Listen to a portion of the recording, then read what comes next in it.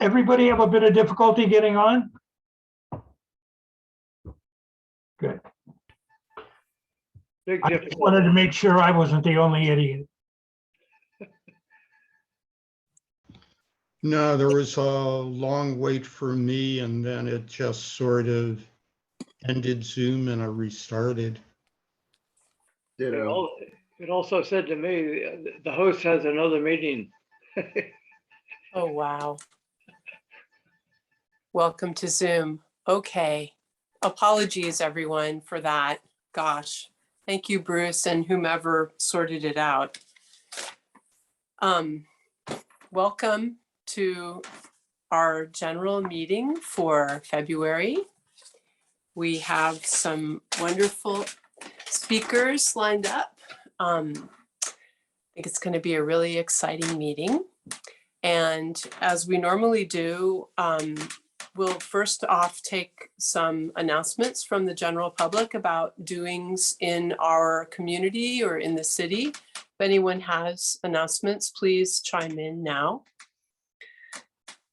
Tess, I see your hand raised. Yes, I've been working on redistricting, and there is a redistricting task force. I've put in the chat information about the next meeting that the task force will be having about District 5, which is March 14th starting at 5:30. And the first item will be letting D5 residents comment on what should be in or out or changed on the map. There is also a community unity map being worked on by the San Francisco Rising group.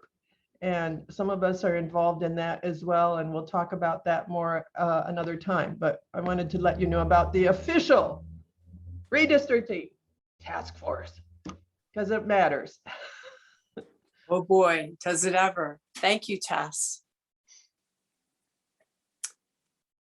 Tab, sorry, Norman, did you have your hand up? No, I didn't. Okay, apologies. Okay. Teresa Palmer, I see your hand up. Yeah, I've been working on a citywide issue, which is having acute hospitals and acute psychiatric facilities report discharges out of county of San Francisco residents. And I've been working on this for years with various groups, and that is because it's a data-based way of looking at gaps in health services. If we're dumping people out of county that need long-term care or any kind of housing, we need to know about that in order to encourage proper health planning. And there's been a lot of foot dragging around it. Gordon Marr is working with me on it, and with the public services, and is it the Neighborhood Safety and Public Services Committee or the other way around? I forget. But there was going to be a hearing on a more limited law on today, February 10th, but it was continued because we're asking, it was just about subacute skilled nursing, which is a special kind of skilled nursing that we don't have in San Francisco anymore. So people on ventilators have to go out of county. But I and some other people are asking for all involuntary out of county discharges from acute med and psych facilities to be, there be a law that the hospitals have to report and the Board of Supervisors has to review. And so I would appreciate at some point talking to the Haight-Ashbury, to HANC about supporting this. It's a good government, good health planning type of move that we need the healthcare facilities to do what the people need, not what they need to make a profit. Okay, so I'm going to shut up now, but maybe I'll talk to some of you on the board about it at some point. We would really like to hear more about it, Teresa. That sounds like a very critical, important issue for HANC and Yeah. well, for all San Franciscans. Yes. Okay, thank you. Does anyone else have an announcement or a message for our community? No. Okay. Well, I would just remind everyone that one of our main roles is to help inform the public about things that we work on and that we feel are really critical and essential. That's why we have these meetings to sort of educate and inform. And we do this all in the spirit of graciousness. And so please, if you have a question, raise your hand. You can do it like this, or you can do it on the screen. I will try to keep up. And if you have important information, you can put that in the chat. Things like email links or things like that can go in there. And with that, I will introduce Calvin. Tonight's subject is our topic, what is up with the mayor? And we have three wonderful speakers tonight. We have Jennifer Friedenbach, the Executive Director of the Coalition on Homelessness. She's going to speak on the mayor's emergency declaration in the Tenderloin and what's going on there. Margaret Rodkin, the former longtime director of Coleman Advocates for Children and Youth, will be speaking on the mayor's San Francisco United School District Charter Amendment. And then Joseph Smook will be speaking on Breed's Affordable Housing Charter Amendment. And so let's have Calvin start us all off, please. Thank you. Thank you, Lisa.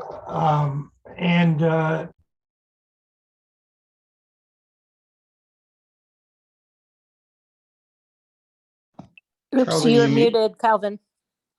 You're muted. You were, yeah. There we go. can you hear me now? Yes. Okay.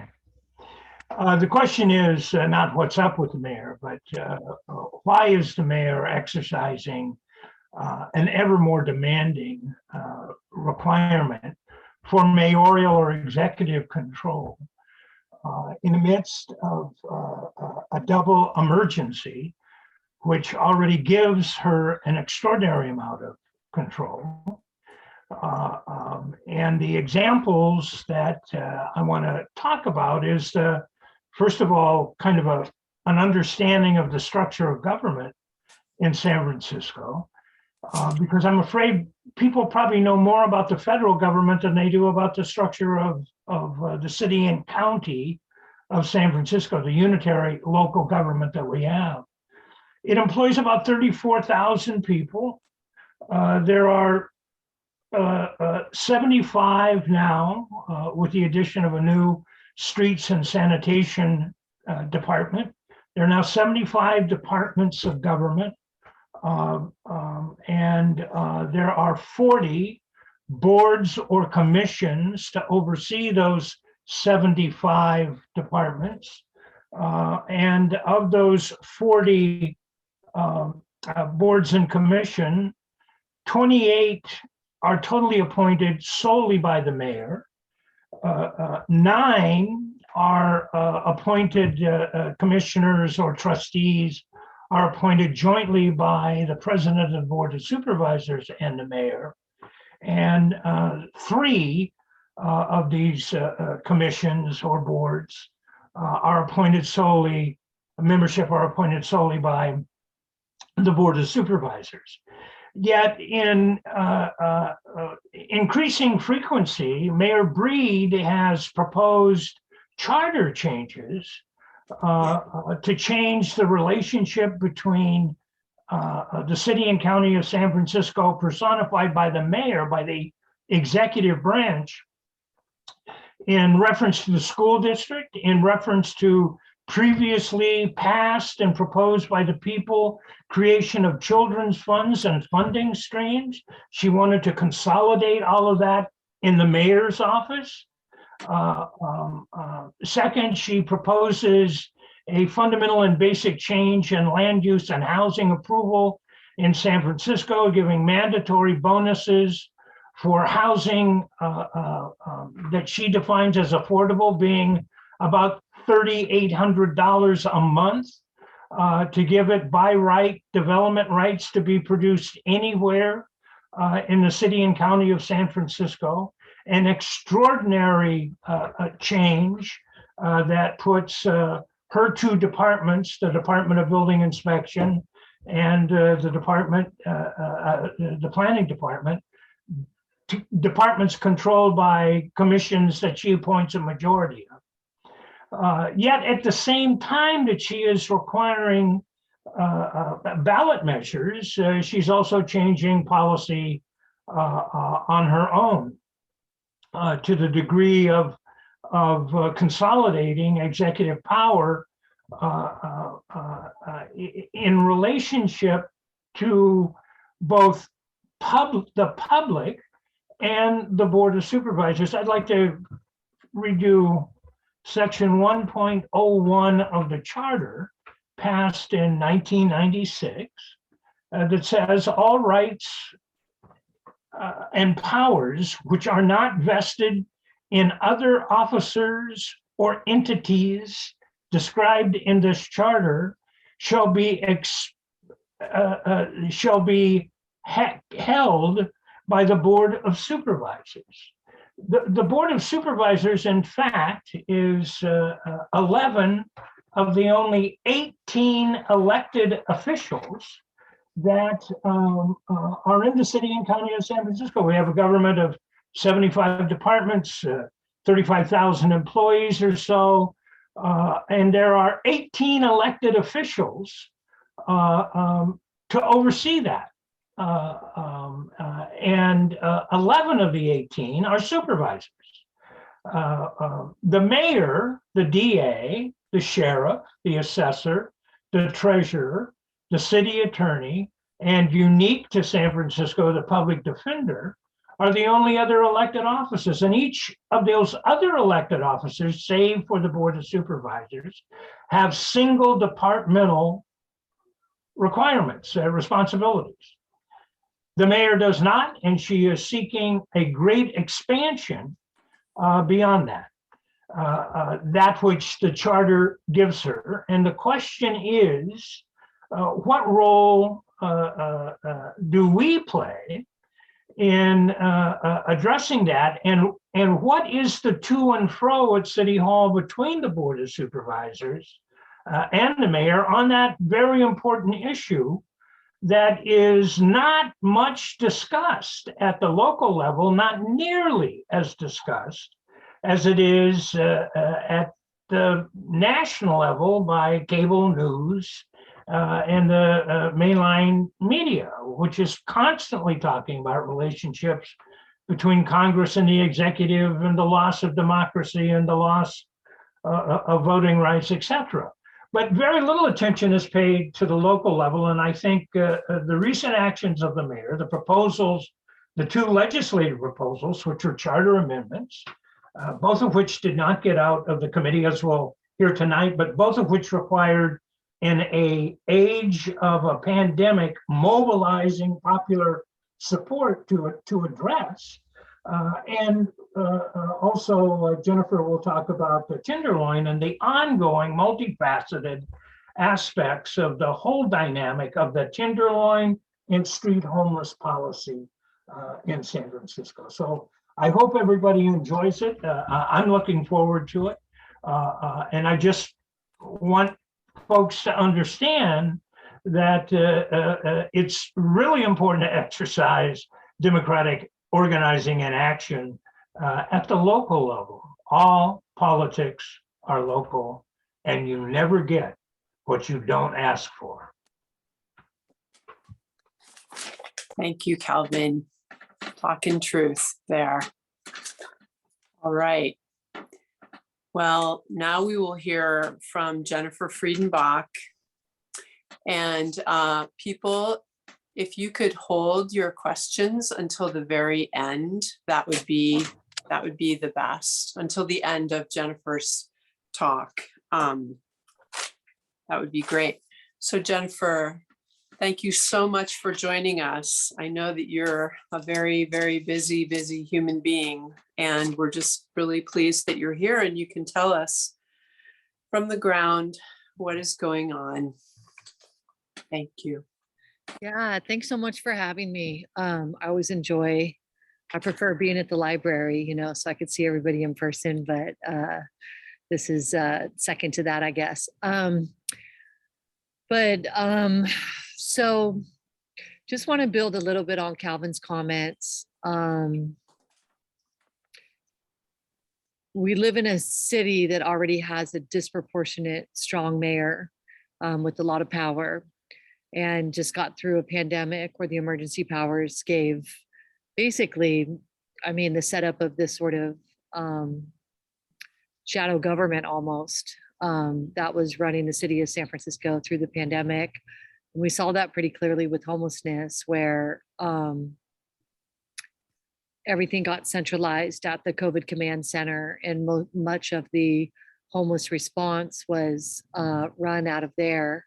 We lost a lot in that process, due process for folks in shelter, and just a whole host of things, self-referral to shelter, et cetera, in our homeless response. But what happened during the pandemic, and I'm talking about this because this is a really important context for the Tenderloin emergency. We basically had a situation where, with the exception of the folks that were able to get into shelter-in-place hotels, which are those hotels that the city took over, tourist hotels, and moved homeless people into, we had been pushing really hard and wanted to try to get to 8,000. We ended up getting to 2,000, so not quite all the way there. But for the folks who were outside of the SIP hotels that didn't get in, shelter was closed to them. Housing was closed to them. Treatment programs were closed to them. Like everything just kind of closed off. Everything sort of froze. So if you were in shelter, you stayed in shelter, or the shelter closed down. Almost all of the shelters closed down, with the exception of some family and youth shelters. If you were in a treatment program, you kind of held steady, but they didn't let new people in. Housing, they stopped doing referrals into housing, and it moved over to people in the SIP hotels. People didn't even have access to water, to electricity. Things got really, really desperate. Despair was really high. Mental health really disintegrated. Substance use, like it did across the country, rose. And as is the case in all these situations, folks who were in the worst off situations, you know, had a disproportionate impact on them, and overdoses skyrocketed. So that's kind of the context. There was a moment during the pandemic in the Tenderloin where they opened up the SIP hotels. We got about 500, there was about 500 tents, and about 500 people got moved into SIP hotels.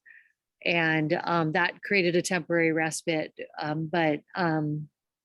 You know, because the other thing I want to mention is that a lot, you know, poor communities rely on family members and community to take them in. Those avenues were cut off during the pandemic as well. So, you know, being able to use a shower, staying with a grandma, or, you know, whatever the situation, those avenues were cut off. So just a lot of pressure. So meanwhile, in the Tenderloin, the Tenderloin CBD, which is our kind of a business improvement district, which came into the neighborhood on the promise that they would never fight for more security and that they were the kinder, gentler, started amassing a lot more power by hiring an organizer, and started to really basically join forces with Hastings, joined forces with another merchants association, and really started to gain a lot of power in the Tenderloin. Really, I would say fundamentally at the expense of the community-based organizations that have, most of which have been there for decades. And that was facilitated by the mayor's office, of course. And so there ended up being, as you know, many people are really familiar with, well, first of all, there was a push around trying to do an emergency ordinance around the number of overdoses that were taking place that are higher than the number of people that were dying from COVID. And that was a community-based effort. That whole effort got weaponized by the mayor and used against people who use drugs. The whole thing kind of turned on its head with a very colorful sort of press conference where the mayor, after losing one of her friends had been shot and killed in the Tenderloin, kind of just sporadically had this press conference that called for arrest of drug dealers, but also the arrest of drug users and the arrest of people who were homeless. And that narrative was repeated several times in public situations and was written up in a Medium post, included a multiple point program that had absolutely nothing to do with overdoses, but in fact, the very implementation of such points would seriously drive up overdoses. And so there was this situation where things were working in opposition to each other. For example, increasing arrests of drug users. I mean, there's not really a question here. It always drives up overdoses because people go in, they're incarcerated, they get out, they're not really connected with any services.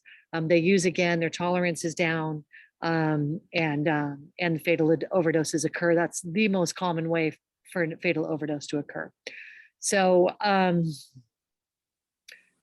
was happening. So community tried to respond. We had an emergency meeting with about 90 different community-based organizations and individuals showed up. It's a very awkward situation because the emergency ordinance itself was really focused on overdose. But the rhetoric around it and the medium plan and everything else that was being talked about was very different, and was really about enforcement and counterproductive. So we tried to get the Board of Supervisors to reject the emergency ordinance because you cannot amend an emergency ordinance. Send it back to the mayor and use the leverage in that situation to get put in place in that emergency ordinances protections against increased criminalization, to have things in there that actually addressed root causes, that addressed overdoses and did some positive stuff. And that effort failed.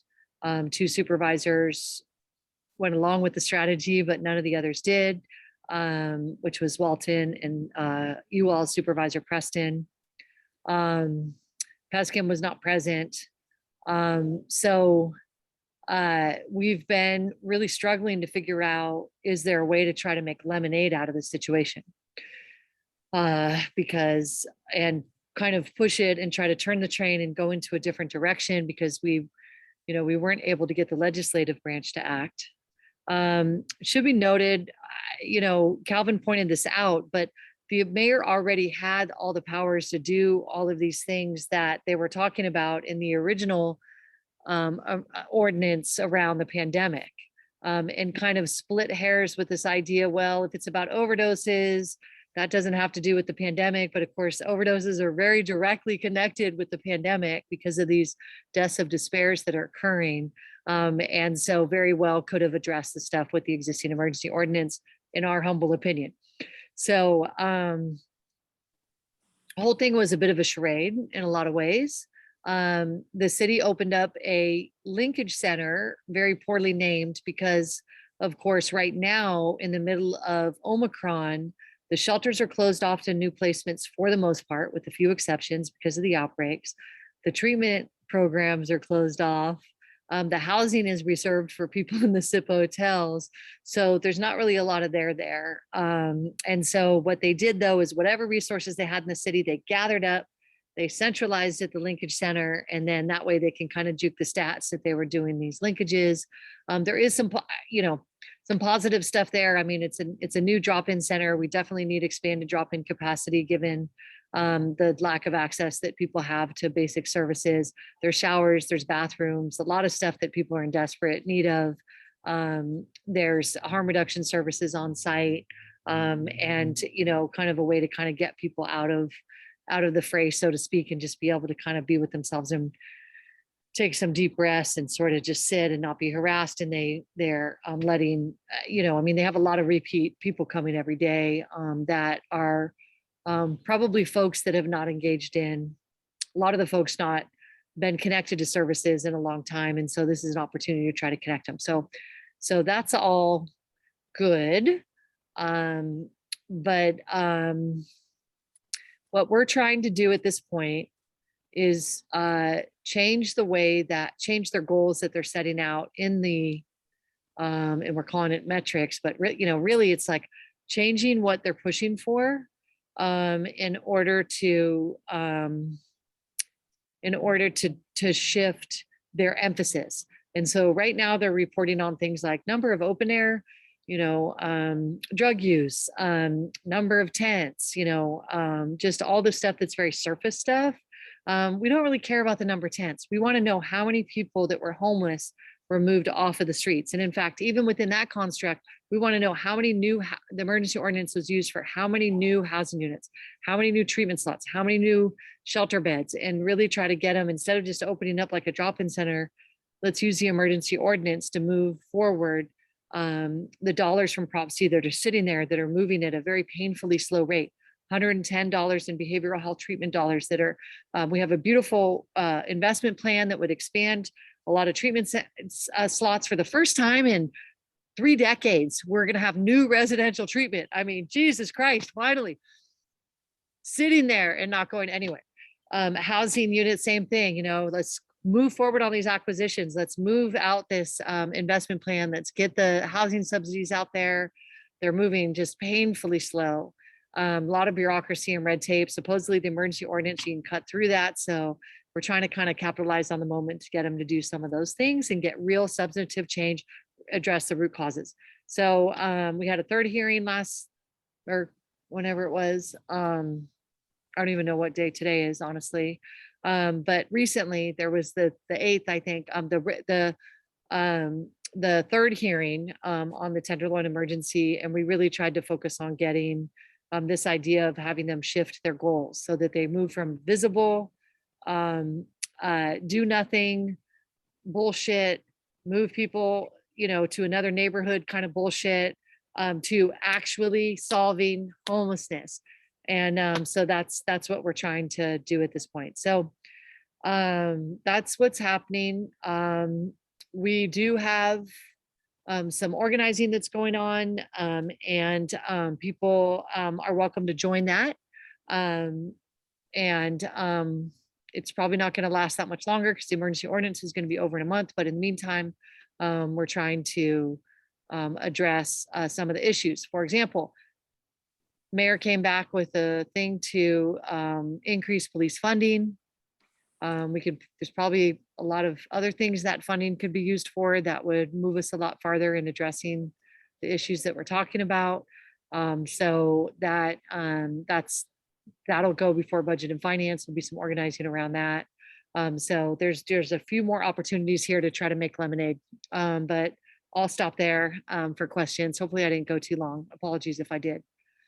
You didn't go too long. No. Does anybody have any questions for Jennifer?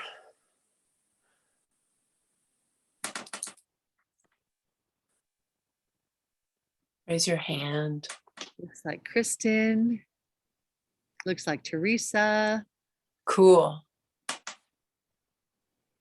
Kristen, I think you were first. I don't know who's supposed to call. Maybe you are, Lisa. You call, Jennifer. You're in charge. Okay. Do it. Kristen. Thank you. I was just going to make a comment on what this means for the Haight-Ashbury. So, the emergency Tenderloin plan is doing good things in the sense of bringing together resources under one roof in the Linkage Center and the Tenderloin. But what we've seen in the service offerings for people outside of the Tenderloin is that the resources have basically dried up to practically nothing. Like there's crumbs.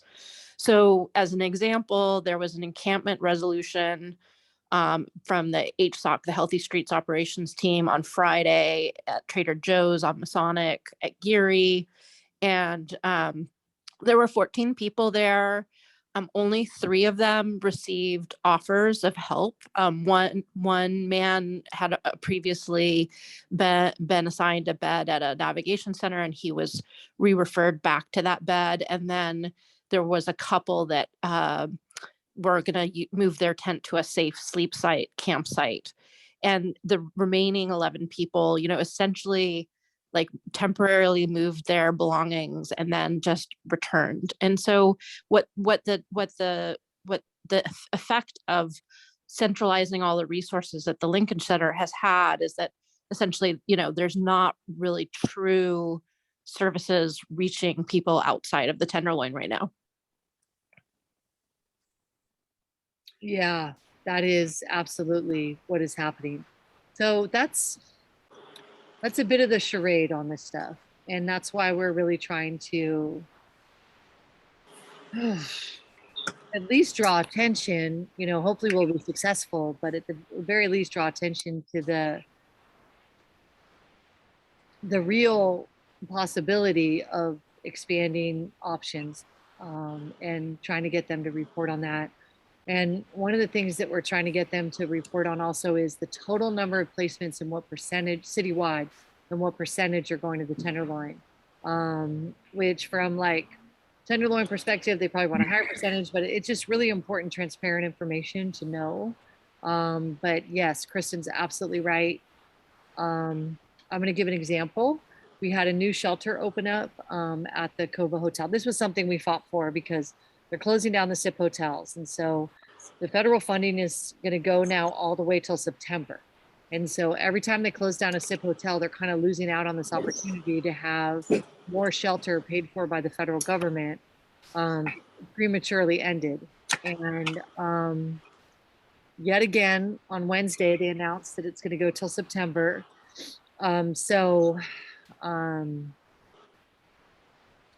When they closed down the Cova Hotel, which is, it is in the Tenderloin, but we said, why can't you, when you're closing down these hotels, we understand like you have logisticals, you're trying to move people into housing and you have this whole, plan in place because they always give like, those are the reasons why they have to close them. We're like, okay, then reopen it as a shelter.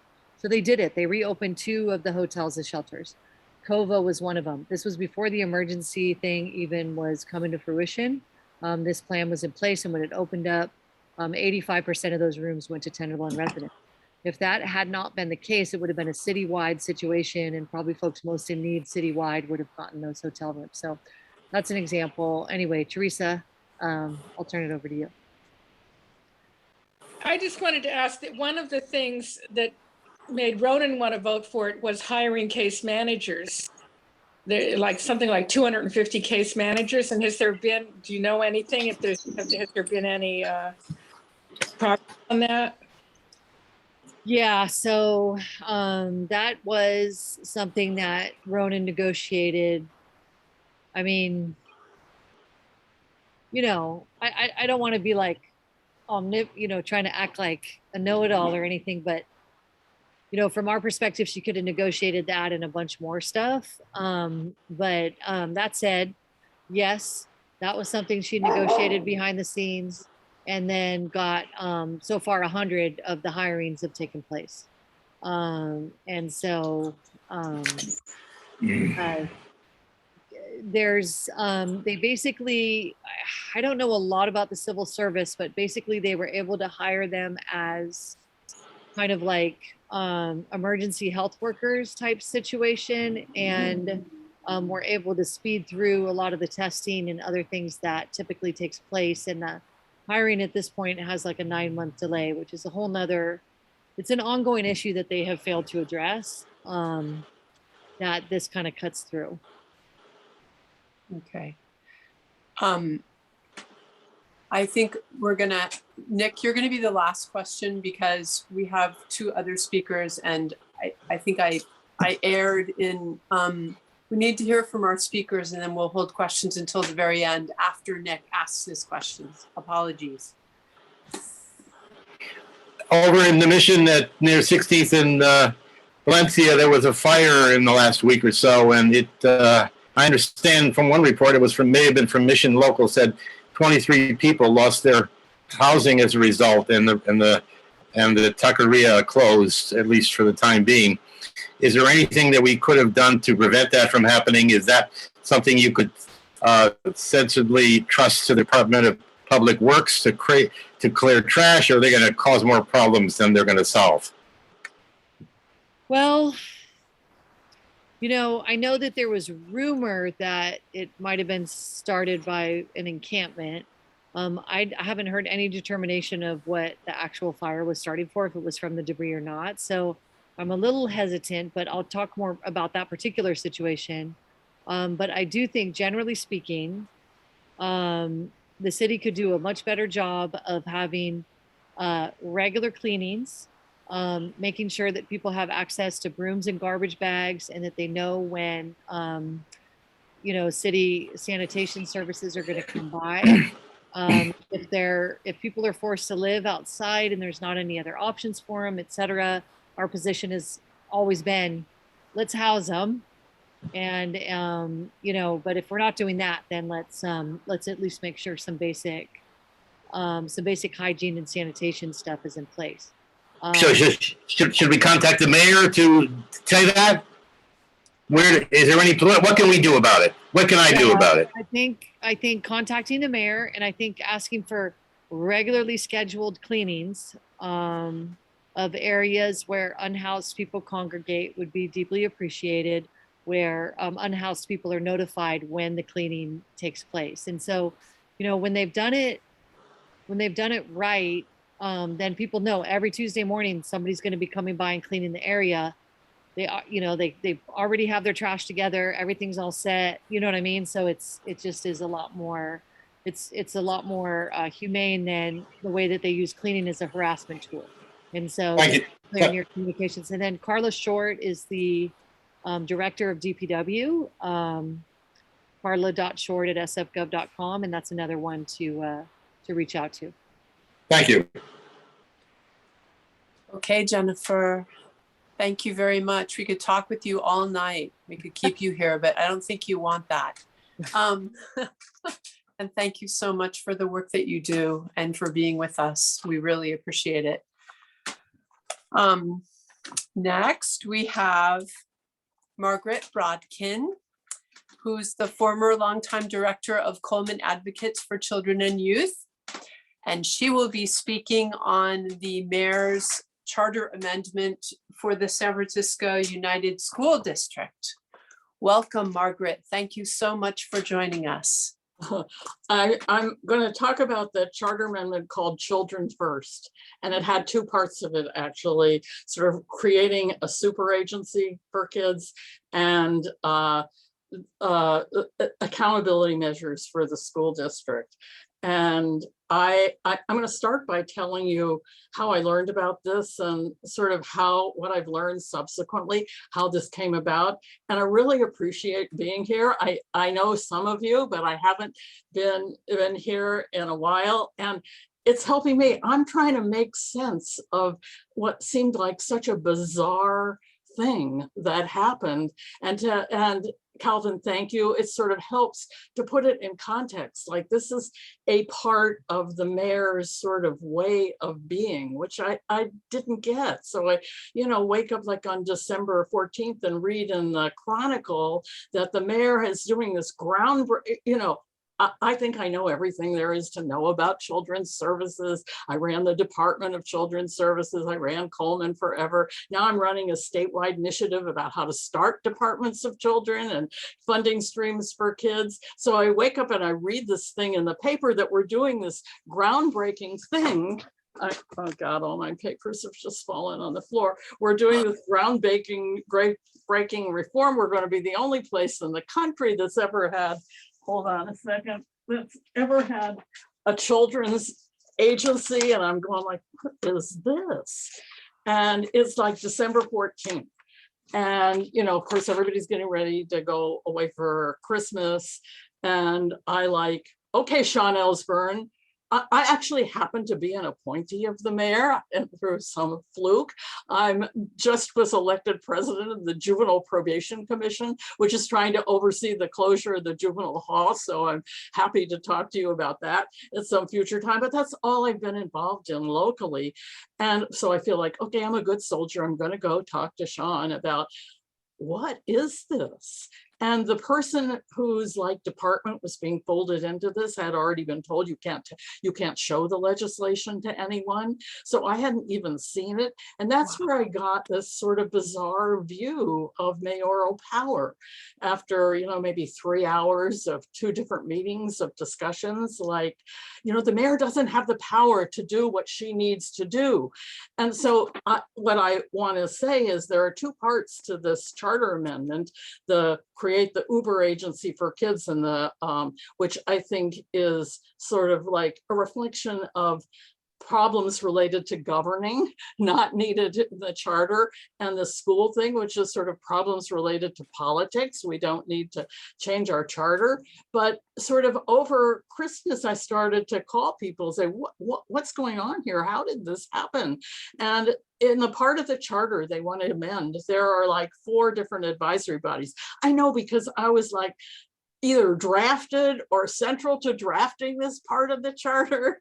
And I call everybody, and like, are you endorsing this? What do you think of this? And nobody I had talked to had even heard that this was happening. And these were like this one body that we spent, months trying to create for the last version of the children's fund called the Service Providers Working Group, which was supposed to be the eyes of the community on the children's fund.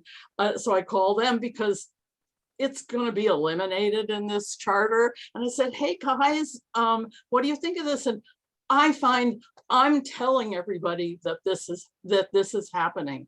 And when I talked to the mayor sometime along this saga, which only went on for like about 6 weeks till we successfully killed both these things, she said, well, people have talked to, we had people involved. I said, I've talked to 60 people in the last week. Not one of them even knew this was happening.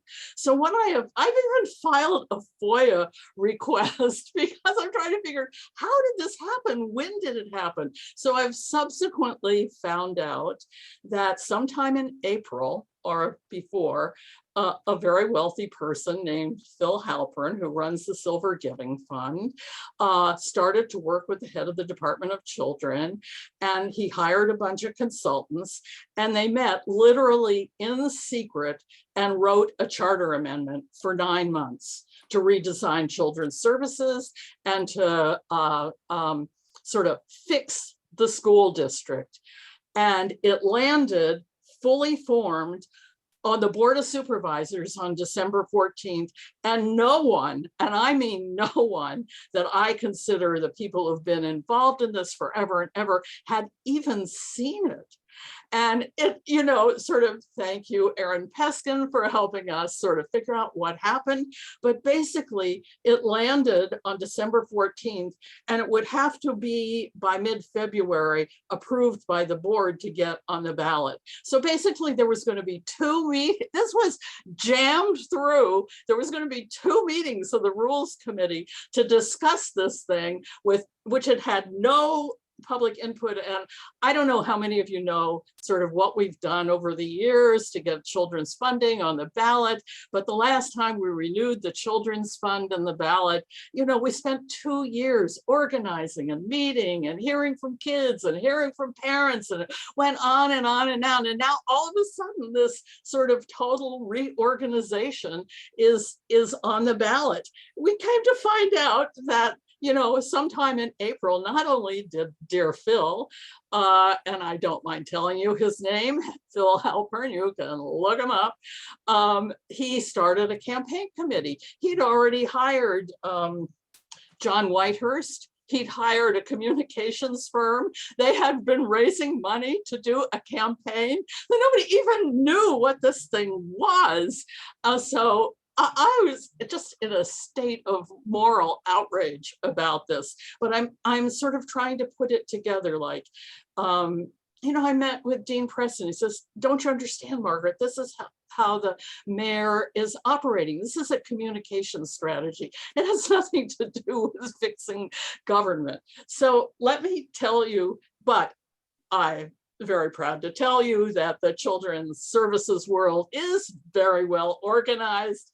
And as soon as people started hearing about this, it's just like people went crazy and started, calling the supervisors. And ultimately, it was being sponsored by Raphael Mandelman, who's had nothing to do with this issue, and Myrna. And when I called Myrna Melgar, she used to run a community-based organization. Myrna, what are you doing?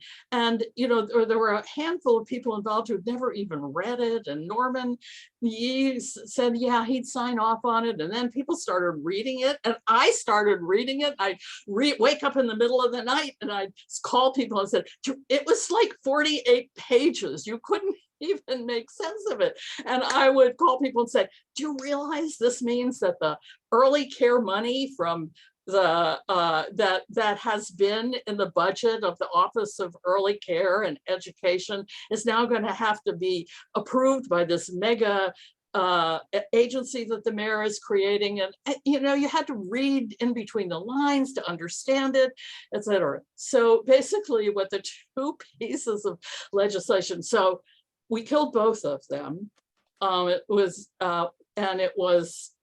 quite an undertaking, with huge numbers of people showing up at the Rules Committee, with all kinds of meetings with Sean Ellsburn and everybody. And, so it was a rallying for the children's services world. But there were two pieces of this.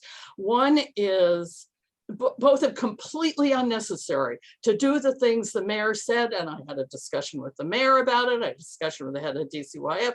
There was nothing that was required to have services better coordinated, to have people talk to each other, to, all these sort of aspirational things that made it sound like, oh, services are going to be so much more accessible to people. And we go like, what?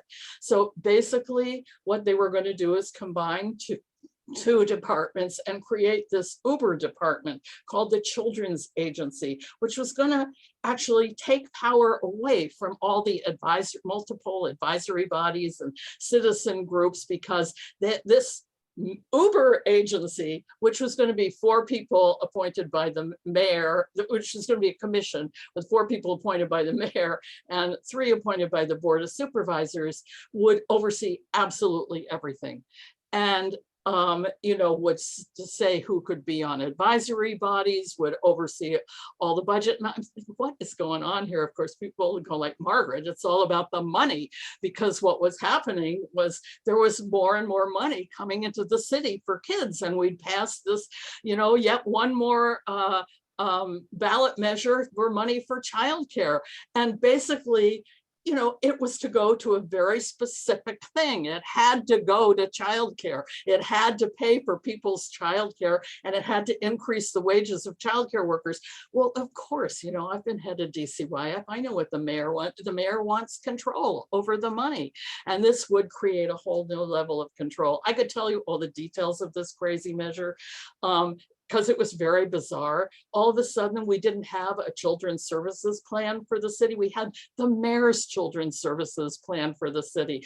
The director of the super agency, the commission didn't even have it was very explicit, didn't even have the power to have input into the hiring of the director. Only the mayor had that. It was quite an amazing structure.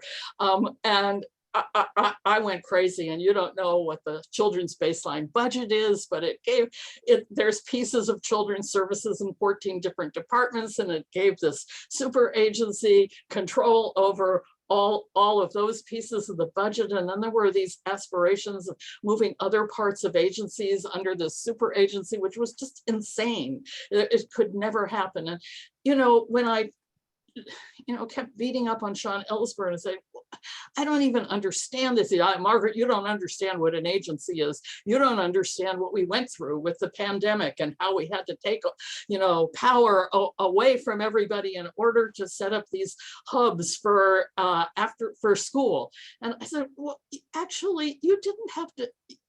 You could do that without any extraordinary power. You do that because she's the mayor. She can tell the head of Rec and Park, we're going to use your Rec and Park agency. So that was one piece of it, which made me crazy. And then the other part I thought was laughable. I thought it would make, the city a laughing stock. Basically what Phil Halpern and his idiotic education consultants did. They sat and they wrote 8 pages that were in the charter of behavior that the school board had to abide by. And it was just an idiotic list. It was a combination of maybe some good governance ideas of how they're going to treat each other, how they're going to respect each other, how they're not going to micromanage the school district, how how much training they're going to get, and how they can't tell the superintendent what to do. And I thought it was an embarrassing list. I thought we're going to be, once again, the laughing stock of the country. If we want to put this stuff in the charter. And, God bless Hillary Ronan, who kind of got the whole thing and was like eloquent about how idiotic this was. But there were also like enormous legal questions. Talked to the most prominent attorney in town, whose name I will not mention, who just referred to it as a quote unquote hot mess. Because, and I wrote my testimony like, well, what if a member of my, school board, one of my school board members, lies? The school board members have to self-certify that they've abided by all these crazy things, some of which are not crazy, some of which were good. And then the school board has to say they've done it. And then I go like, well, who rules over this? And this is all subjective stuff. And this is just crazy, how one could even implement it. And then finally, Norman goes like, well, okay, I agree, this children's agency is insane and it's going to end up with less money getting into childcare, and it makes no sense to combine these two agencies, but let's just go along with this education thing because it's totally harmless, it's idiotic, it can't be enforced. I go like, well, no. Good for you. God, it's crazy. We can't, just because it can't be enforced doesn't mean we should do it. And that was all. It was, the issue of mayoral control over elected school boards is a national issue. I am against it. And I don't think in places where mayors have taken over school boards, it has either not worked out well, as Chicago, or has not made any difference. And it deprives the public of electing one body. Now, I have my criticisms of the school board. I ran for school board and didn't win because of the crazy fucking politics of school boards in this town. But this was bad government. This is a political problem the city has. You don't like your school board members. It's not like you're not trying to do anything already, We've sued them, we've, recalled them, we've ridiculed them in the press. We have, we've become a national, it's become a national project to sort of shame the school board. I mean, a local project and a national project to shame the school board. But this was like such a coarse and stupid. It was just stupid. The whole thing was stupid.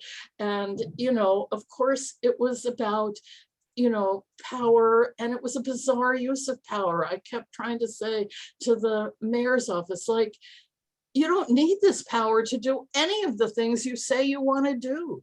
And the mayor called me, Margaret, I want to make the services more accessible to kids. I go like, what about this hierarchy and this stuff is going to make services less accessible? There's more hoops to jump through. There's more money to spend on a bureaucracy. There's less, citizen input into how we're going to serve kids. So that's the story of it. And we basically kicked their ass. And thank you, Joseph. And, you know, killed the whole thing. But these things have a way of, you know, they come back.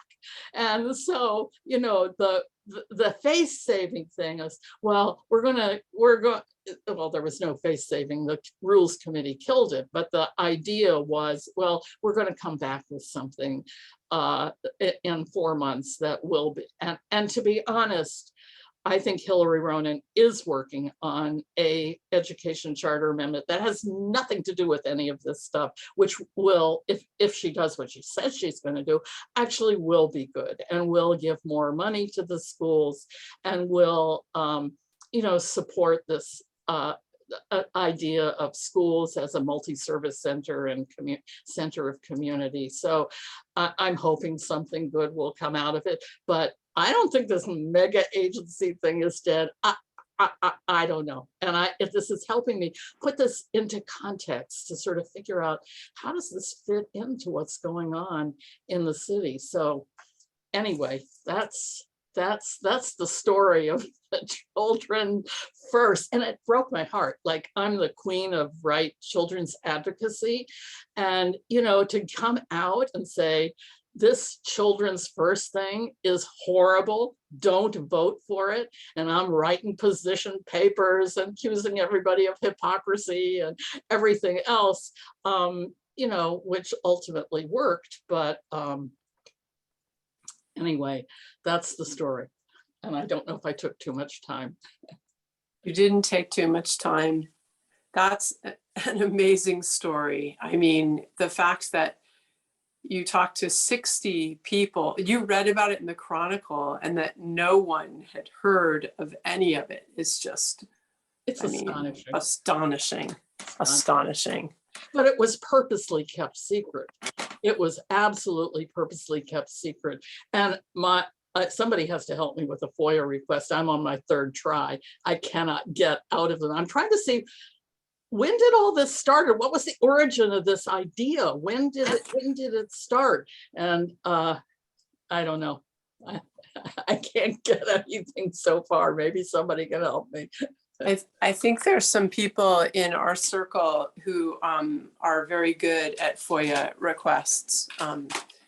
So yes. Well, Margaret, I'm sure people have questions for you. I think we're going to hold on questions, and we're going to go next to Joseph. Joseph Smook, please. And thank you very much, Margaret, for your work. And, you know, it sounds like you really had to light the city on fire to get people to pay attention. Okay, Joseph Smook, you're up. We're going to talk about, well, you're with People Powered Media, and you're the coordinator of race and equity in all planning, REP coalition that HANC is a proud part of. And we are so pleased to have you with us tonight. So take it away, Joseph. Thanks, Lisa. Appreciate it. You're going to all hear a pretty solid through line from Jennifer's presentation to Margaret's presentation to what I'm about to disclose to you all. So we move from, let's see, cracking down or cleaning up the homeless to very strange charter amendments relating to children's education development and schools. And now we're going to go to housing. So just like what Margaret was talking about, the mayor proposed a charter amendment about housing, but of course, this charter amendment wasn't actually proposed by the mayor. She had Supervisor Asha Safai be the front for it.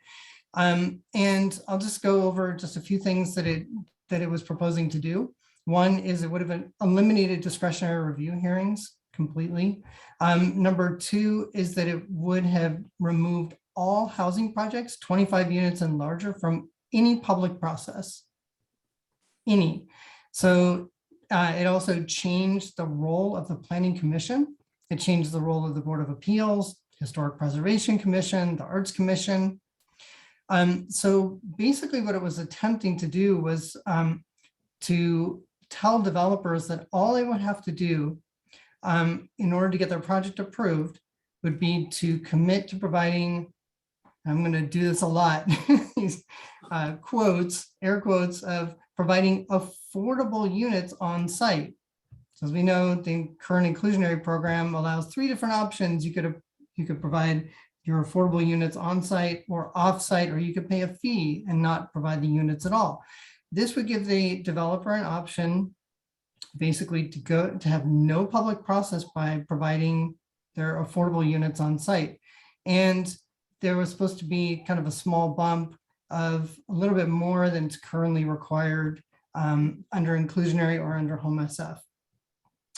Okay, so we need to pause because I just said the word affordable units. And one of the things that the charter amendment did was it used really crafty language.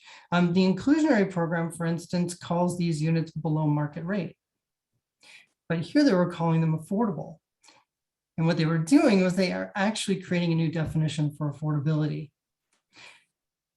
So what was that new definition for affordability?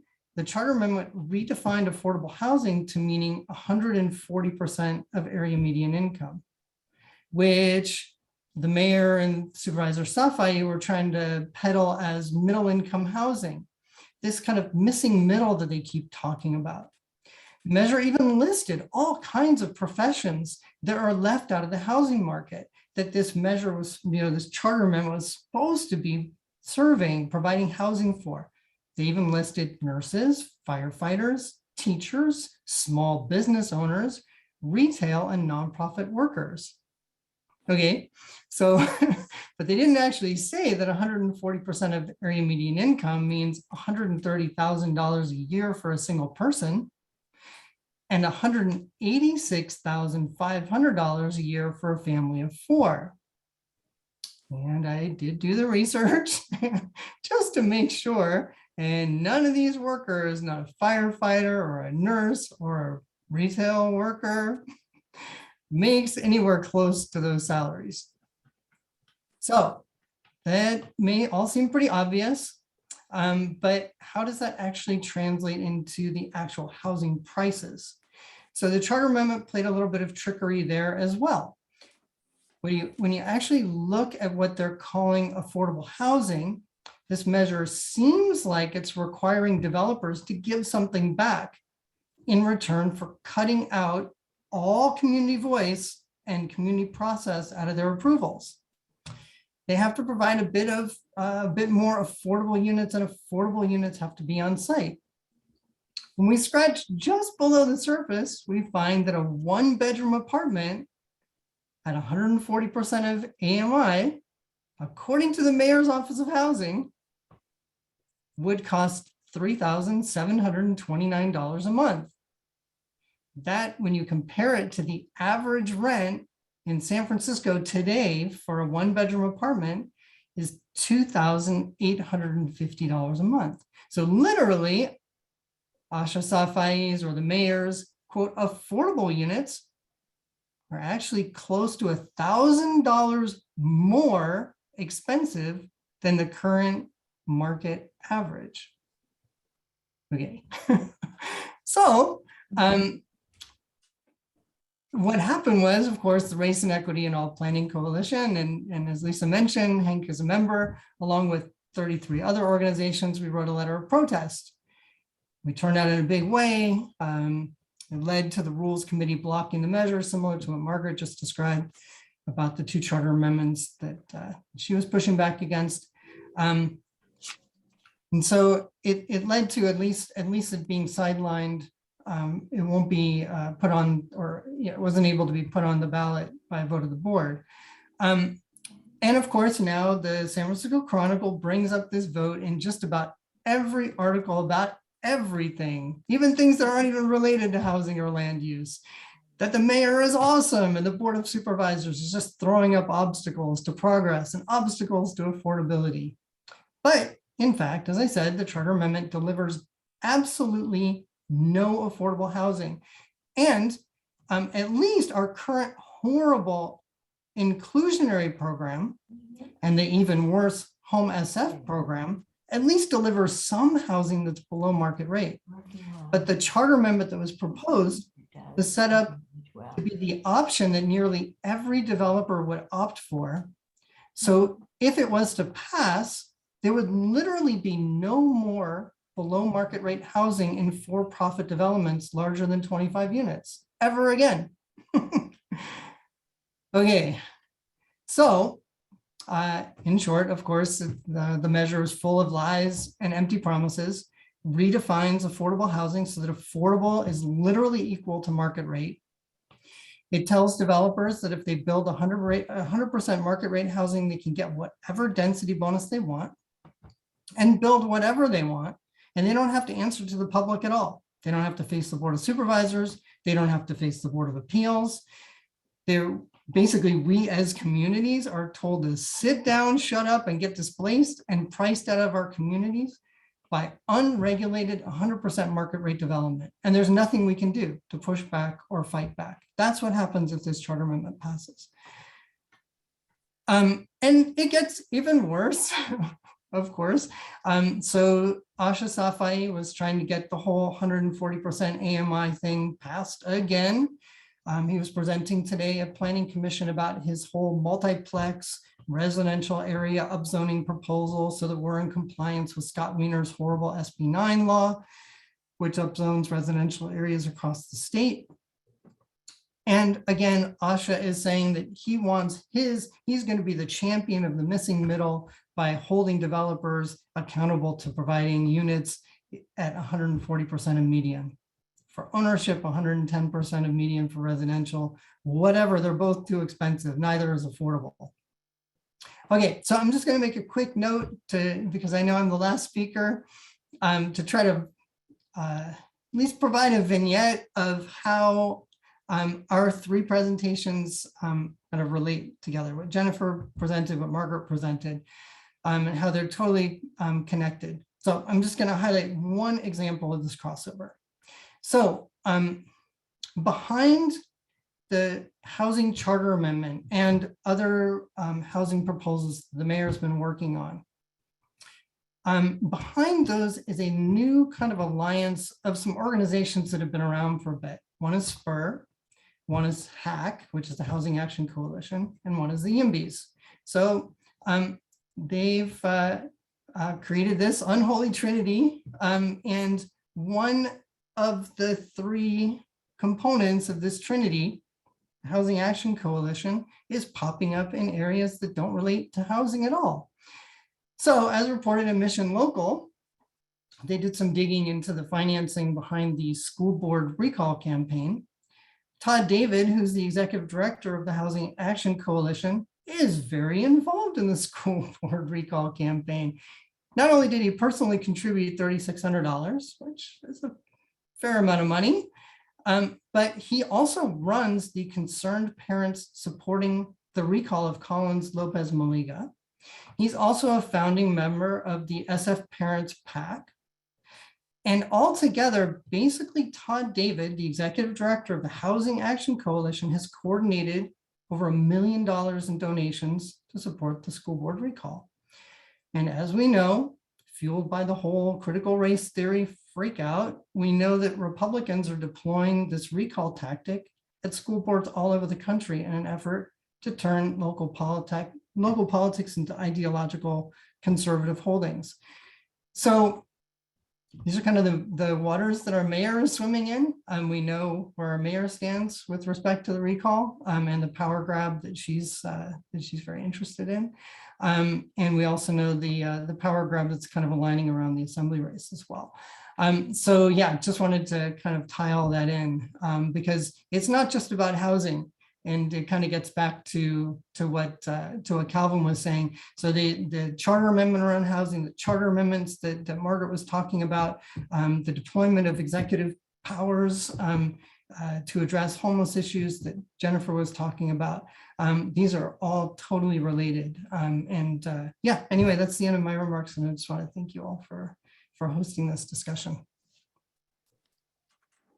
Thank you very much, Joseph. And thank you for tying it up so nicely. There are these themes that keep emerging. I mean, with everything the mayor does, if you follow her history, she's consistent. But okay, so let's go to questions. Questions for Joseph or questions for Margaret?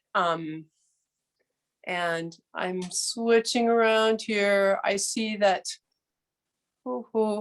Dennis has a question.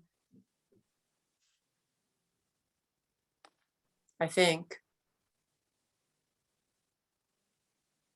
Maybe not. You're on mute, Dennis. You need to unmute. Okay, this technology is way beyond me. Can you hear me? Yeah, Joseph, I have a question. What's the actual status? I mean, on Margaret's report, the status that I get is that basically, at least temporarily, even though I believe she's right, that somehow this monster will come back, it's basically derailed. Tell me where this charter amendment is that Safai is pushing for the mayor, fronting for the mayor. He's such a thug. Anyway, he is. Glad-handing jerk. But anyway, tell me where it's at. Excuse my editorial. It's okay. Hi, Dennis and Lori. It's good to see you both. We're not sure at this time. I mean, it's rumored that they're going to be launching a signature gathering drive. I wouldn't be surprised because there's a lot of money at stake. Launching where? That they would launch a signature gathering drive. So they have basically two ways to get a charter amendment on the ballot. One is through a vote of the board, and then the other is by gathering signatures, basically doing a petition drive.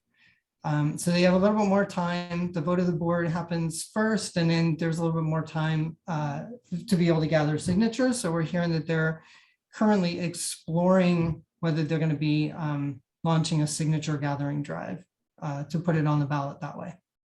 What ballot do they want to put it on? November. It would be the November ballot. Yep, November this year. And the deadline for petitions for the November ballot is the 29th of July. So they have from now to the 29th of July.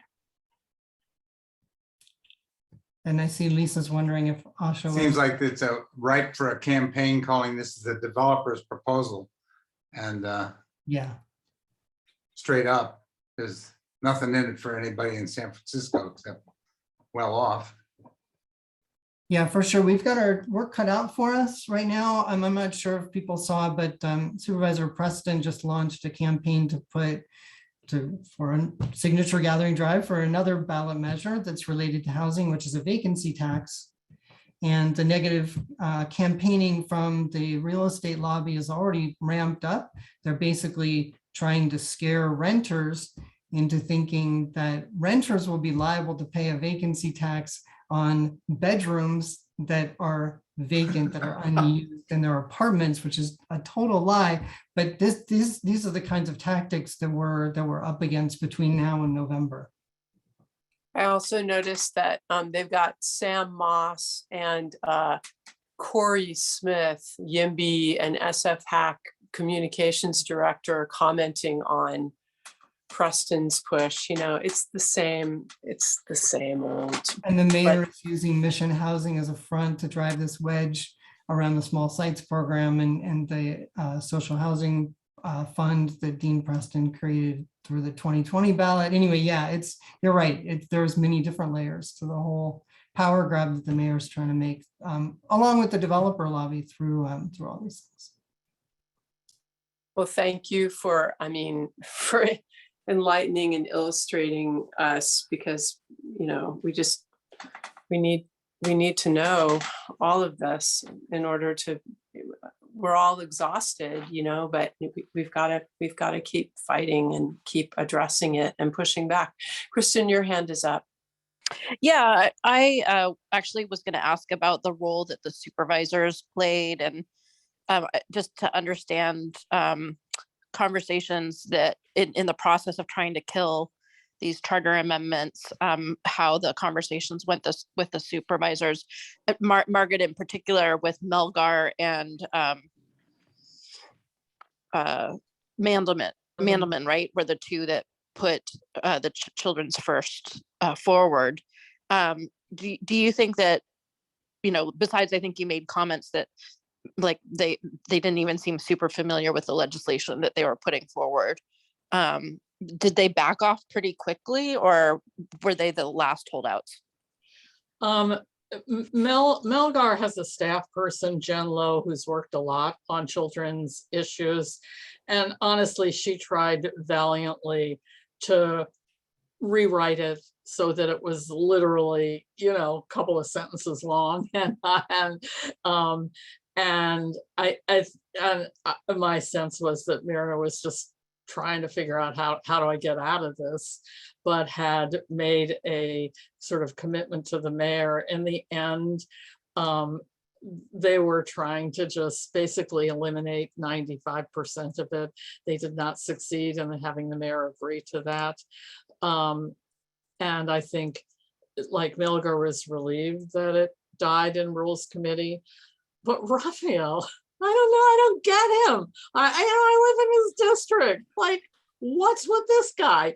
So he's been on the city college board, and he's like, this thing doesn't go far enough. We should even demand more from the school board. And I'm like, hey, Raphael, when you were on a college board, how would you have felt about, this measure? And so what can I say? I think most people were very happy to see it disappear. I can't think of anyone besides Raphael Mandelman who wasn't happy to see it quietly die. They all got an earful. Everybody's got childcare centers and children's services in their districts. Even Stefani, is a lawyer, could understand how legally, questionable it was.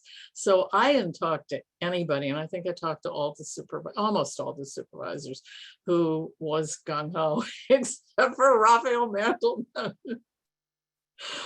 Didn't go far enough. So Calvin. Yeah, I would like to suggest a hypothesis on what's motivating the mayor. The principal break, well, it seems to me that the mayor has a history, if you look at where she gets her political donations, of being like her ally on the Board of Supervisors, now Senator Weiner, presides over what one might call the tech real estate coalition. This is a very potent source of political donations, and it is in need of political support, always in need of political support in San Francisco. And it's pretty clear to me that at least part of the motivation around the school board is to replace the school board members with allies of the mayor and agents, if you will, conscious supporters of the tech real estate coalition at the school board level. Because if you look at the Board of Supervisors, which I think is what this game is about, it's about the Board of Supervisors, because the Board of Supervisors is the only entity in San Francisco that has any vestige of political alliance and allegiance to the folks who live here currently. And the mayor clearly doesn't. The mayor's allies are yet to be. And you know, she's kind of the Willie Loman of San Francisco politics, living on a shoe shine and a smile, and attracting, being attractive to that new gentry. If you look at the Board of Supervisors over the last 15 years, the principal source of successful supervisor candidates has been the Board of Education. If you actually count them up, the single institution over the last 15 years, let's say, maybe go back to Tom Amiano, so 20 years, Leland Yee, Tom Amiano, Jane Kim, it goes on and on. The single institutional source of successful candidates to the Board of Supervisors has been incumbents, elected school district commissioners. So I think the long game is about the Board of Supervisors. And I think that taking these two measures, I mean, we all know that the law is for a mayor to get a charter amendment on the ballot, 6 supervisors have to agree. That's what the charter says.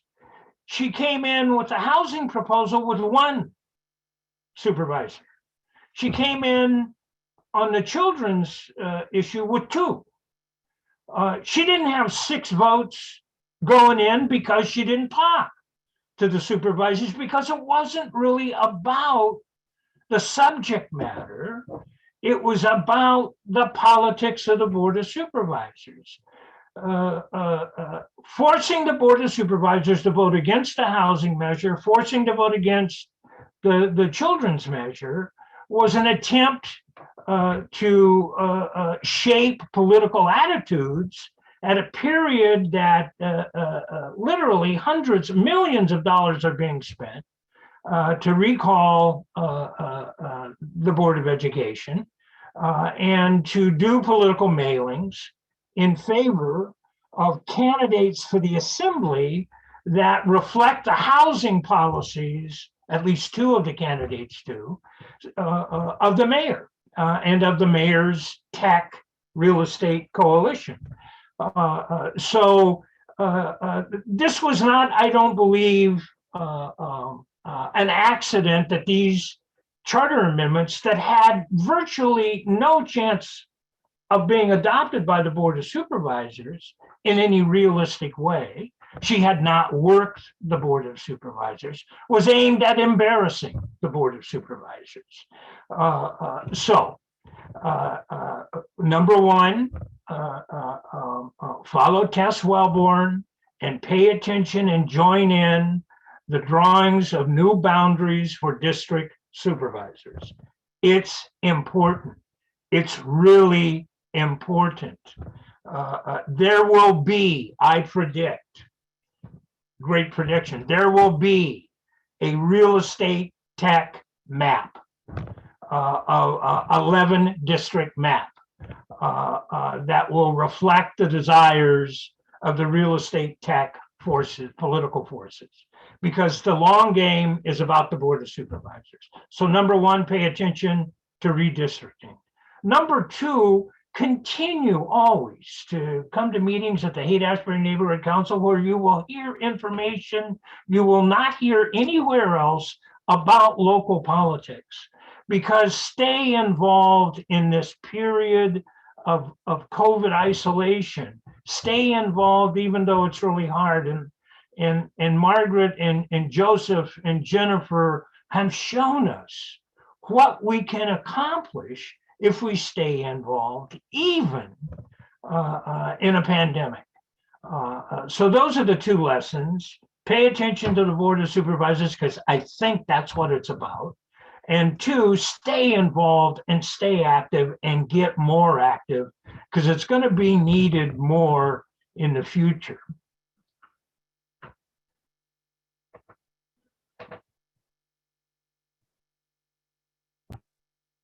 Thank you, Calvin. Tess. Yeah, I wanted to ask Joseph, well, I wanted to first editorialize. So what we've had tonight is a lot of looking back or looking under the sheets or something like that. And it's not as dramatic as looking forward to a fight, but this is the kind of stuff that will be under the issues that are coming up too. So I think this was very helpful in that regard. And then I wanted to ask Joseph, it seems like the mayor is bound and determined to get the 80,000 new units in the next 7 years or so, that her people on the MTCA bag did not object to the numbers, even after they were changed to make it much worse for San Francisco. So it seems to me that she's bound and determined, or they are all bound and determined to keep bringing up housing measures. And one person told me that strengthening our anti-demolition ordinance might be about what we could do, as opposed to putting something forward like an initiative or something through the Board of Soups to be a progressive housing measure. What do you think is what the people should be thinking about as how can we put something positive forth about housing instead of having to always fight this rear guard against developer slush funds? Yeah, that's a great question. This could be like the topic of a whole other forum. Anti-demolition measure would be brilliant. There are so many things that we need to do to undercut kind of two major dynamics that are going on. One is state preemptions, which is something that you just kind of alluded to, because Scott Wiener passed SB 828, which is what led to this now 80-something thousand unit mandate that San Francisco has to produce. In terms of housing over the next 8 years, it's ridiculous, and LA's goal is even bigger. We know that our population is declining in a number of different areas, and we know that market rate housing is one of the causes of our population decline because people can't afford to freaking live here anymore.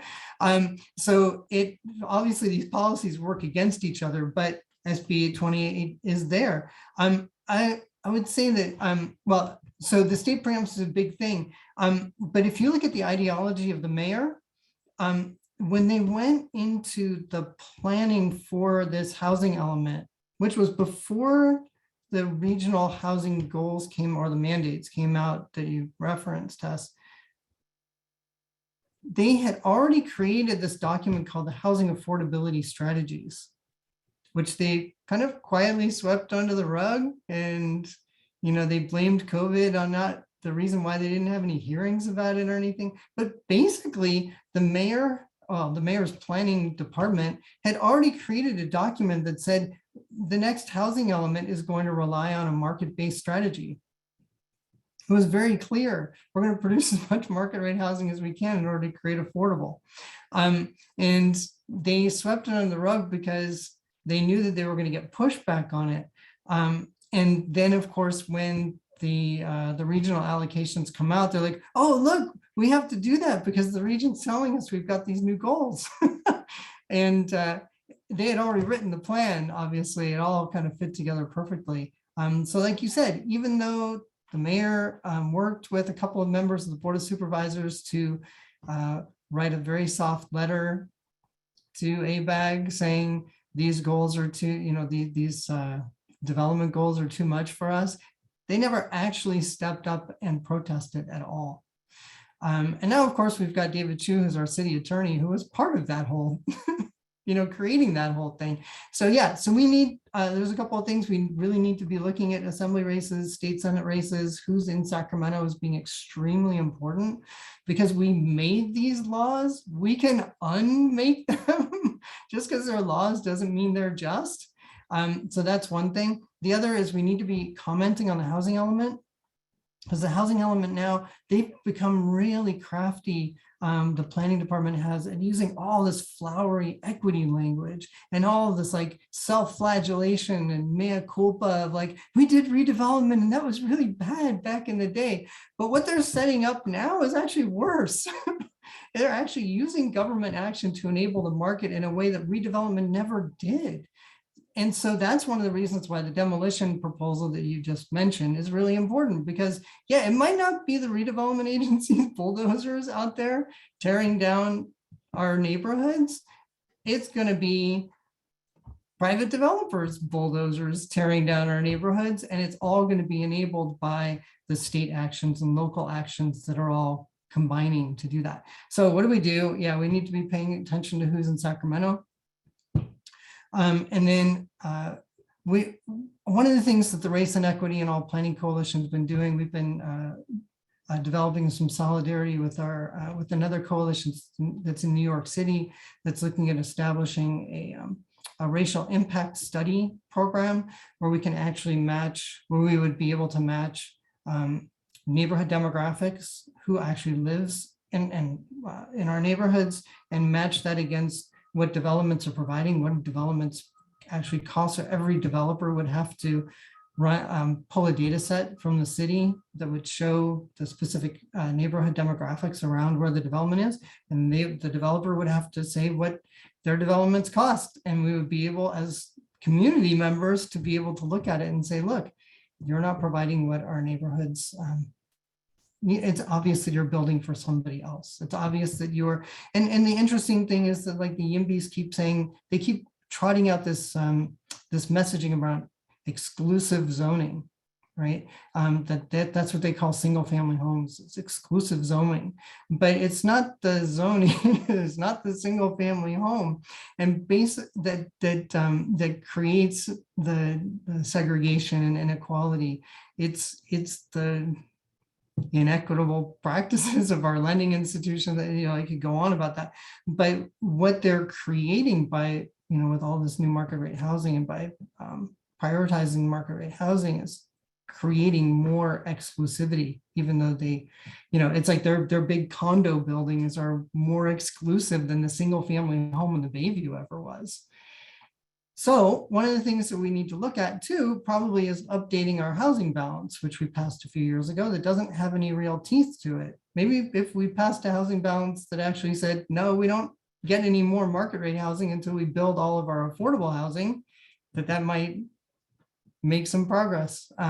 So yeah, what we're looking at is how do we set up kind of a long-term trajectory of setting up messaging and setting up victories that kind of establish a real equity framework and real kind of disposition of prioritizing affordable and prioritizing communities and prioritizing community engagement in land use planning and development. So it's a long-term, well, defunding the planning department, there's some ideas of at least decoupling developer fees from the planning department. Those fees should, just like your parking tickets, that money goes into the general fund rather than paying anyway, right now we have an incentive program for more development because of that. If we don't have more development, then they lay off planners. So it's a real problem. So anyway, I could Can I just say something about sort of progressive education policies? Because I do think that a really good progressive education measure is sort of in the making, and I hope it will succeed. Honestly, I feel like I'm not paranoid enough because I haven't thought, Calvin, like this is about owning the school board so you can own the supervisors. But I'm like, okay, I kind of get that, because it's all related to the recall too, because there's evil money behind the recall. It's masquerading as like angry parents, and it will probably pass because there are enough angry parents and there is sort of legitimate anger. But the big money behind the recall are charter people. And I don't know if they really think San Francisco is going to become a charter town, but it gets to what Calvin is talking about. It's like, you know, who owns you? And the charter people and the tech people, and they're all of a similar ilk, and that will be played out in school board politics, I think. So what we'll see is who the mayor appoints, who will be, you know, let's say the recall passes and she gets 3 appointments, and they will be people who are approved by the big money that's funding the campaign. And then, so they'll have to run again, and then I guess they'll run for supervisor. And I guess you're right, Calvin. It's all related. Well, right now, they have to do ballot measures to get what they want, which can only happen at election time. If they have the Board of Supervisors, they can do that every Monday. They can write laws and get them passed every Monday. That's when the Land Use Committee meets and they vote on Tuesday. I think at the heart of San Francisco politics is development, and at the heart of city government, to be able to resist that is the legislative body. Is, you know, the tribunes of the people. That's how we can write laws that benefit the city, not future residents, not very well endowed investors. So I think that's what it's always about. It's about who lives here, votes here. And it's about if one can control the legislative body of a chartered city, a city and a county, that's extraordinary power around land use, because in California, it's the county level that is the land use adjudicator. And in San Francisco, the city council and the county is the same. So to control the Board of Supervisors means you control fundamental land use law and control over development policy in a county. And that's why the board is so important, because it's always about development in San Francisco.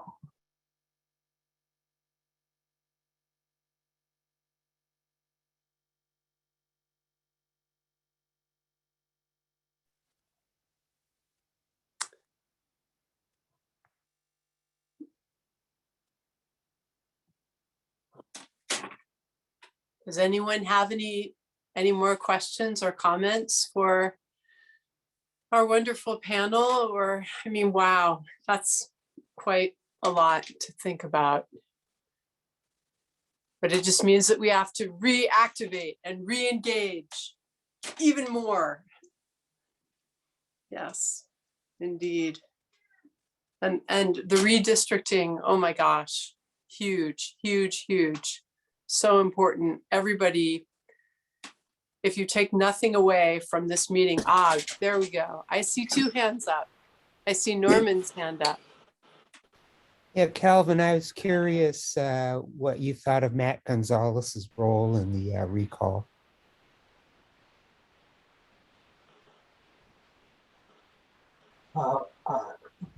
I supported Matt Gonzalez for mayor. Matt Gonzalez was my supervisor. I did not vote for him the first time, but I did vote for him in the runoff the first time. And I voted for him the second time. Matt is no longer an elected official because Matt didn't like being an elected official. Matt is, I truly believe, an artist at heart. And I think he's a great believer in the law. And I think he's a lawyer and he's a litigator, and he sees the state as fundamentally corrupt.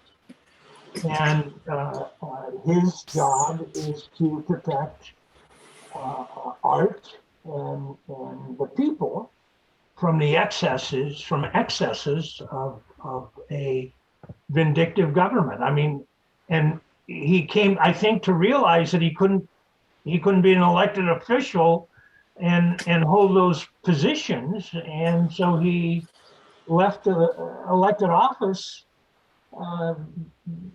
as a man of principle, and I respect that. I think he's out of his fucking tree in being obviously used at this time in the city's history on this issue. Shame on him. He's a smart, clever, sensitive man. And if he didn't understand how his position would be used and how his interview would be used, he's become dull, and I don't believe that's the case. And it's I think a terrible mistake, and I'm sadly disappointed.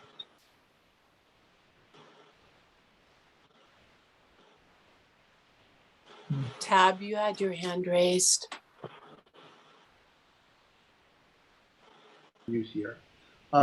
This is more of a comment, though. If any of our presenters would like to say anything, I certainly would welcome that. I want to thank each of you, first of all, for all the work you do in all of your respective issues, and what you individually and especially collectively presented tonight was so compelling and so powerful that I only wish it would get out there to many more San Franciscans. And I know that because you are each committed to your respective issue, you don't necessarily want to get sidelined into the muddy brawl of politics and getting involved with elected people, et cetera, and going head to head on it. But at the same time, it is so potent to hear each of your stories and then all of you together to see what level of corruption is happening. And my hope is that more of our independent media and more community groups are going to really highlight you individually and together to present these stories, because it really just reveals so much that people need to know. So if any of you want to comment on that, I welcome it. But I just want to say thank you for doing what you're doing. And I just hope that more and more people hear your story.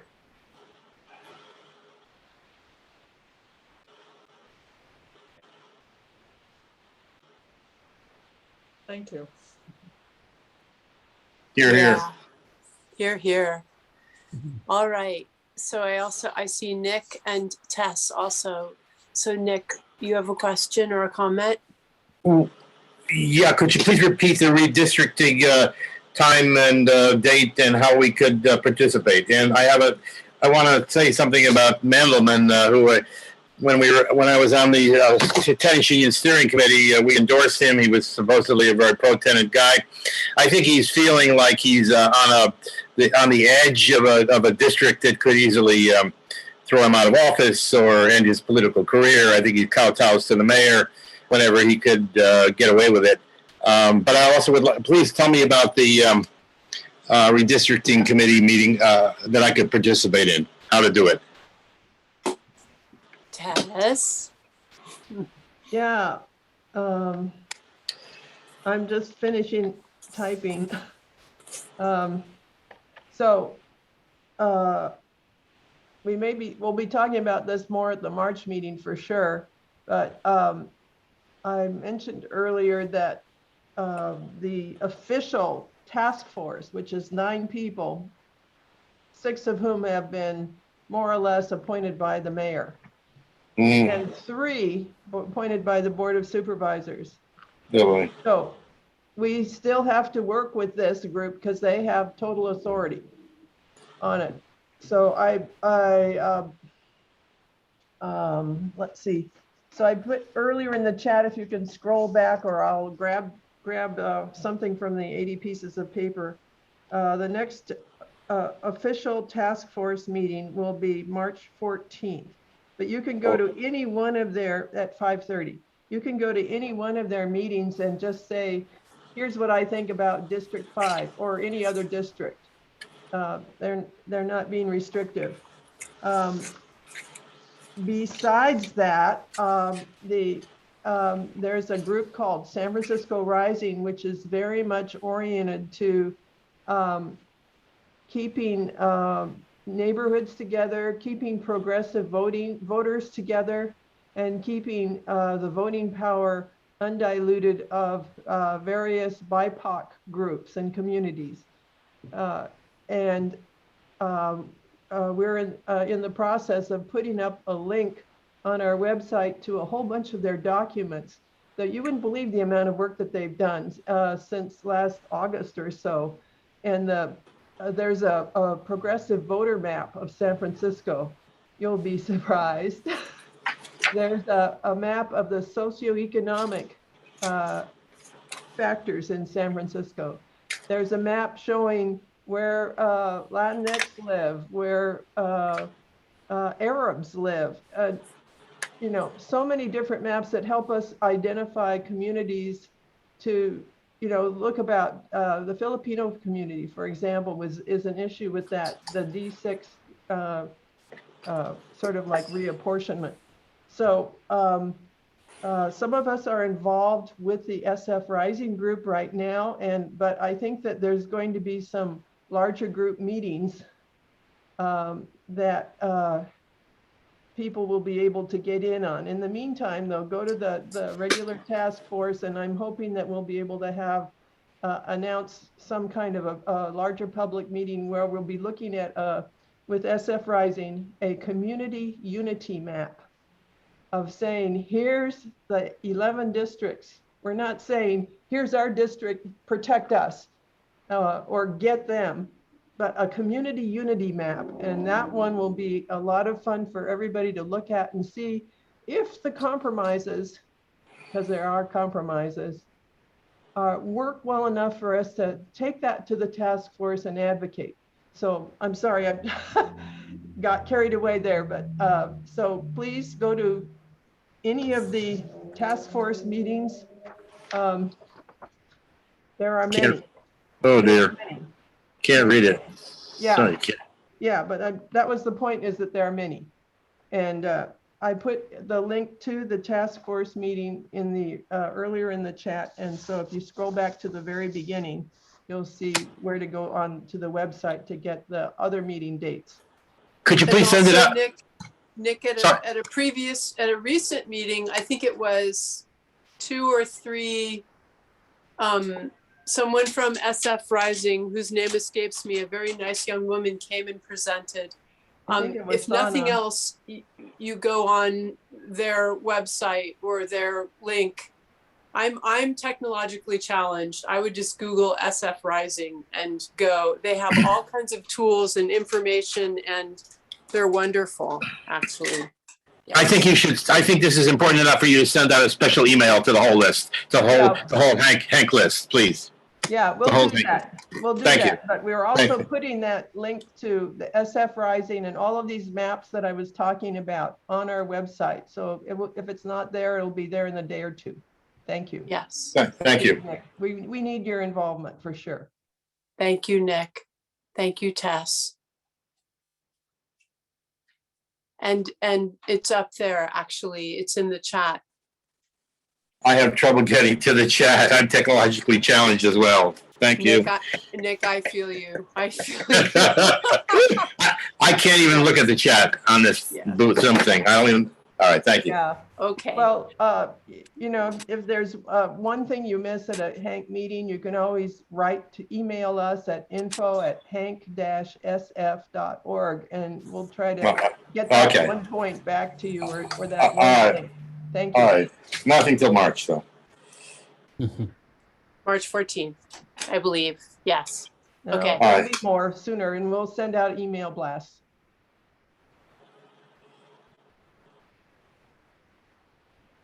Well, I think on that note, Hmm. unless anyone has anything else, it's just about 9 o'clock. And I really would like to thank all of our wonderful guests for their excellent, I wouldn't even call them presentations. You've got us all fired up. Oops, nope, I see Kristen has her hand up. Oh, I was just gonna mention to save the date for February 26th. It's a Saturday. We're working on putting a vaccination event together. It's not 100% a go, but it will go. I think we'll send it out to the HANC newsletter electronically. It's obviously too late for the paper one.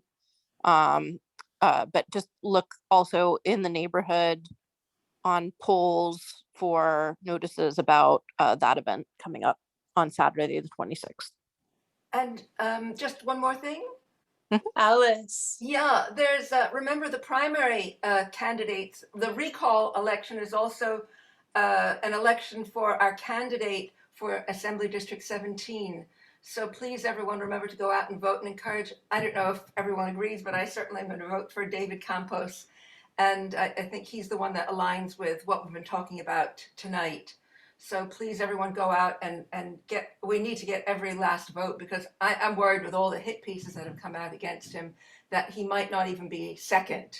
So we've got to make sure. Alice, we, as a nonprofit, we can't take a position on candidates. Okay, So thank you. you're welcome to urge people to vote. Okay, we'll urge people to vote then. All right, thank you. Hey, folks, I have a question. You referred to an interview with Matt Gonzalez. I just wanted to know the source for that.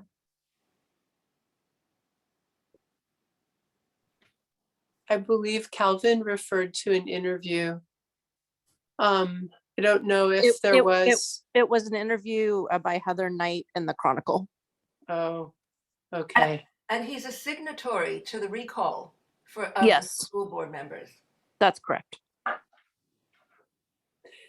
Okay, so the interview was in the Chronicle. He was It was very- with Heather Knight at about what date, if anyone knows? 2 weeks ago, a week ago. Yeah, I think it was a Sunday, I believe. It was the big issue.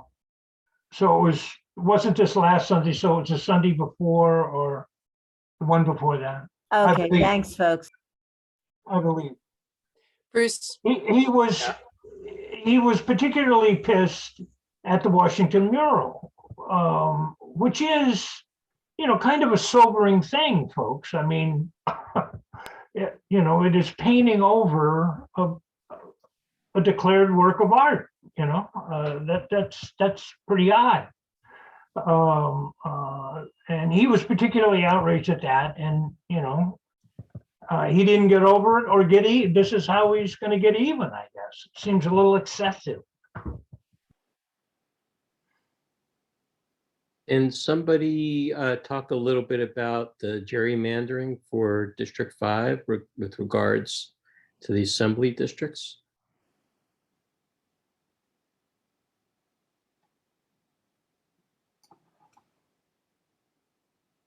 It's an objective panel. It's non-political. No, I'm talking about how most of the hate will end up in a different district. I think that's how the numbers work. Yeah, well, I'm not sure that everybody is aware that our assembly member representative is going to change. No, we talked about it certainly at the board meeting. I assume, yes, that's absolutely true. It gives us an opportunity to, if one takes a look at the part of the city that's in greatest play now, it is Western San Francisco. And, it's an interesting possibility. The Richmond is organizing. Joseph has been very, very involved in community efforts in both the Sunset and the Richmond. There is an opportunity to elect certainly a liberal supervisor in the next year if the district stays right, if D4 stays right, which means that the boundaries are important. Pay attention to the new lines. So yes, we're going to be in Phil Chen's district. We're going to be with the West, no longer with the East, and that's because there's been so much growth in the East, you know, and that assembly district, just like districts 10 and 6, in our supervisorial districts, that's, you know, the South of Market, Bayview. That's where development happened over the last decade, residential development. And it affected the assembly district population numbers as well. So it had to shed numbers, and it chose to draw the line with the Haight-Ashbury. I'm not quite sure how far up it goes, how far east it goes. Does it go beyond Divisadero? Do you know, Bruce? I don't think so. I don't think so. It may go down to Lower Heat, to tell you the truth, but I think you're right. I think it's just the Divisadero. It's just our the upper Yeah, I think they dumped the Haight-Ashbury. I think they dumped the Haight. How far north? I don't know. I'm not looking at the map. I bet Nopna and us were dumped into Phil Chen's district. I've looked at the map, but in a very broad scale with this big swoosh, and I think Nopna is cut off from us in the ADs. But again, we're going to have to look at the map, folks. Right. But it's dealing with the same dilemma, which is the large population growth in what we call Bayview Hunters Point, Potrero Hill, south of Market, North Mission, and you know the all of Mission Bay and all of the development around the ballpark. That's a huge number of people, large numbers of people, and it affects not only the districts, our district maps, it affects the state map, and decisions were made. And what it carved out, it seems to me, on the San Francisco side, it maximized Latino and Asian populations. And I think that's legit. I think that's where most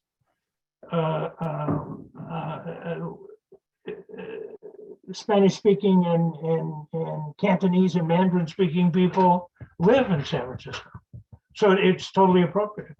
I think it's interesting political decision, but I look forward to being in the West. I think that's where the action is going to be.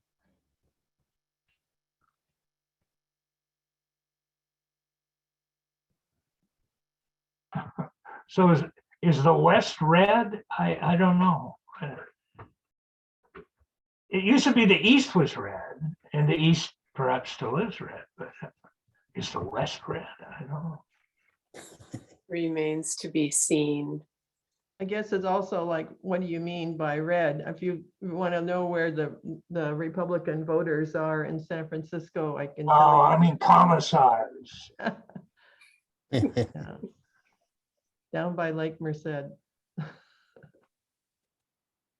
What a great meeting, honestly. Thank you, Calvin. Thank you, Margaret. Thank you, Joseph. Thank you, Teresa.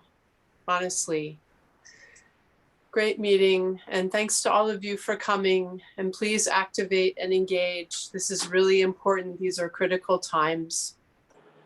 Just wanted to say thank you too. It really was incredibly informative and helpful. Thank you. Yes, very informative. Thank you for all your hard work. Thank you. Yes. Okay, everyone. I'm going to go walk my doggy. Good night. Thank you. Good night. So long, thanks. Whoop. People gotta stay online. I can't.